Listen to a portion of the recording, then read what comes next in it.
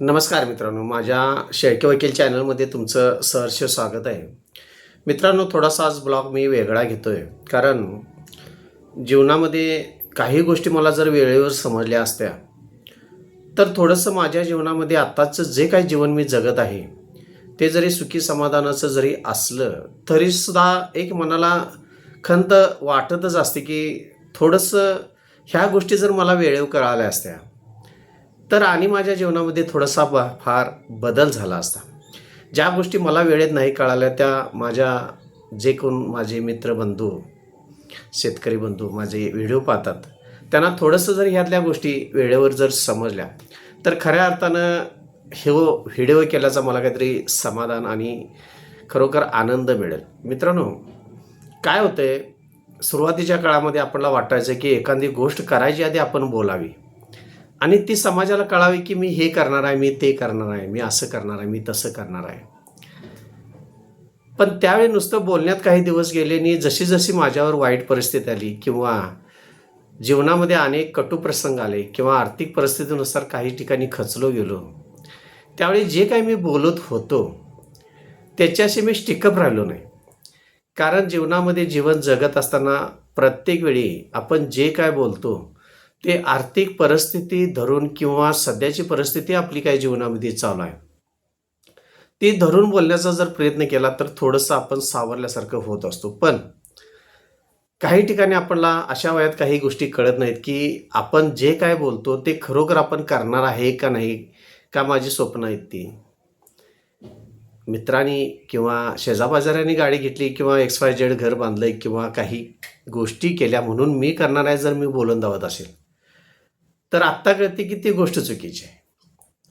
तर नेमकं मग आयुष्यामध्ये जगलं पाहिजे कसं आणि वागलं पाहिजे कसं आत्ता कळून चुकतंय की मित्रांनो, लोक तुमच्या बोलण्याकडं जर तुमचं बोलण्याबरोबर कर्तृत्व असेल तरच तुम्हाला किंमत देतात. पण एक गोष्ट लक्षात आहे, तुमचं जर बोलणं कमी असेल आणि तुमचं जर कर्तृत्व जादा असेल तर समाज तुमच्याकडं बघण्याचा दृष्टिकोन फार वेगळा आणि भारदस्त असतो. कारण तुम्ही फक्त बोलत नाही तर ती गोष्ट करून कर्तृत्व करून दावताय. आणि ही गोष्ट मला कळायला फार मित्रांनो वेळ गेला. काही गोष्टी आम्ही बोललो त्या केल्या नाहीत आणि त्या समाजाच्या दृष्टिकोनातून शेजापाजाराच्या दृष्टिकोनातून आम्ही फक्त बडबडे ठरलो. पण मित्रांनो, काही गोष्टी जर आपणला करायच्या असतील तर बोलण्यापेक्षा तुमच्या कर्तृत्वानं जर त्या गोष्टी तुम्ही समोर आणल्या आणि तुम्ही कर्तृत्व जर केलं तर खऱ्या अर्थानं तुमच्या जीवनाला एक भारदस्तपणा येऊ शकतो. आणि ह्याच गोष्टी आम्हाला फार मित्रांनो वेळाने कळाल्या. आणि मित्रांनो, तुमची खरंच ह्या समाजामध्ये खरी ओळख कशी असेल तर तुमच्या बोलण्यापेक्षा तुमच्या कर्तृत्वाने तुमची ही खरी ओळख होत असते. त्याचबरोबर जर मित्रांनो तुम्ही जर पाहिलं असा जीवनामध्ये ज्या पद्धतीनं आपण एखाद्या व्यक्तीवर, एखाद्या समाजावर, एखाद्या आपल्या कुटुंबावर ज्यावेळी आपण प्रेम करत असतो त्यावेळी आपण वनवे आपल्यातर्फे आपल्या कुटुंबावर, मित्रावर, मैत्रिणीवर, समाजावर वनवे ज्यावेळी प्रेम करत असतो त्यावेळी खऱ्या अर्थानं वाटत असतं की ह्या समाजानं, ह्या कुटुंबानं, ह्या मित्रमैत्रिणीनं आपल्याही तसंच प्रेम करावं. पण परिस्थितीच तशी नसते मित्रांनो. आपण दुसऱ्यावर प्रेम करू शकतो पण दुसऱ्याला आपल्यावर प्रेम करू म्हणून सांगता येत नाही मित्रांनो. आणि हे सातत्यानं ही घटना कुटुंबात चालत असते. जोपर्यंत तुम्ही त्यांच्या आयुष्यात आहे किंवा ते तुमच्या आयुष्यात आहेत तोपर्यंत त्या प्रेमाची, देण्याघेण्याची, आठवणींची किंमत नसते. आणि तुम्ही अचानक त्यांच्या आयुष्यातून निघून जाताय ना, त्यावेळी खरोखर मित्रांनो तुमचं प्रेम, तुमच्या आठवणी, तुम्ही केलेला संघर्ष आणि तुम्ही केलेली मदत अशा व्यक्तींना सातत्यानं आठवणीत राहत असते. आणि त्यावेळी आपण त्यांच्याकडं मागत असणारं प्रेम त्यावेळी कळून चुकतं की ही व्यक्ती कशी होती आणि ह्याच्यावर आपण कसं वागायला पाहिजे होतं आणि ह्याच्यावर किती प्रेम करायला पाहिजे होतं. कारण जोपर्यंत आपण त्यांच्या जीवनातनं निघून जात नाही तोपर्यंत त्यांना आपली किंमत कळत नाही. कारण आपण एनी टाईम अवेलेबल असतो. प्रत्येक वेळी त्यांच्या शब्दाखातर, प्रत्येक वेळी त्यांच्या प्रेमाखातर, प्रत्येक वेळी त्यांच्या आठवणीखातर आपण आपली सगळी कामं बाजूला ठेवायचं आणि त्यांच्यासाठी उपलब्ध राहायचं. हेच आपल्या दृष्टिकोनातून, आपल्या जीवनातल्या काही गोष्टीतून चुकत असतं. ज्यावेळी तुम्ही म्हणताय ना की माझं काम आहे, मला वेळ नाही, त्यावेळी तुमचं व्हॅल्युएशन, तुमची किंमत आणि तुमची समाजामधील स्टेटस हे वाढत असते, कारण तुम्ही नाही म्हणायला शिकलेलं असते. मित्रांनो, जीवनात काही गोष्टी ह्या फार महत्त्वाच्या असतात आणि ह्या जर वेळेवर आपल्याला कळाल्या तर जीवनाचा एक सुंदर मार्ग आपण प्रामाणिकपणे चालू शकत असतो.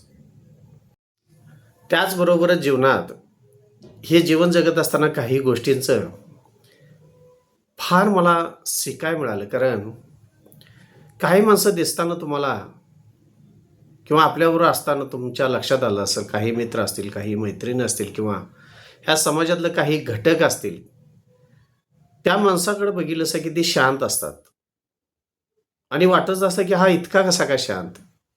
कोणतंही तुम्ही जर त्यांच्याशी संभाषण केलं असं तर त्याच्यावर रिॲक्शन नसते किंवा कॉन्ट्राडिक्शन नसते, म्हणजे विरोधाभास त्याच्याकडून कुठलाही दिसून येत नसतो. आणि त्यावेळी प्रामाणिकपणे आपण त्या व्यक्तीला असं समजत असतो की ही व्यक्ती इतकी शांत कशी, म्हणजे ही व्यक्ती शांत स्वभावाची आहे. पण माझ्या जीवनामध्ये असे काही मित्र आलेत मित्रांनो, किंवा समाजामधील अनेक क्लायंट आले, अनेक घटक आलेत की दिसताना ती व्यक्ती एवढी शांत स्वभावाची दिसायची, पण ज्यावेळी खरोखर त्याच्यामध्ये ज्या भावना, उद्वेगन भावस्था असतात, त्या व्यक्तीला ज्यावेळी ते सहन होत नाही ना, त्यावेळी अशा व्यक्ती मित्रांनो आपल्या जीवनामध्ये अतिशय भारी पडू शकत असतात.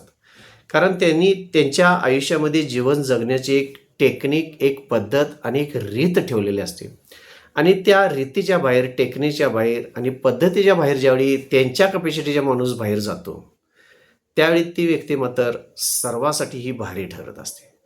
त्यामुळे मित्रांनो, मी माझ्या आयुष्यात एक गोष्ट शिकलो की एखादी व्यक्ती शांत आहे याचा अर्थ असा नाही की ती व्यक्ती एकदमच कमकुवत आहे, तर ती जीवनामध्ये कधी-कधी फार भारी पडू शकत असते आणि ह्या गोष्टी आपल्याला फार वेळानंतर कळायला लागल्या. आणि ही शेवटची गोष्ट मित्रांनो मी तुम्हाला सांगणार आहे, जी माझ्याकडून अनेक वेळा चुकीची झाली आणि त्याबद्दल थोडीशी मनामध्ये खंत असतेच आणि वाटत असते.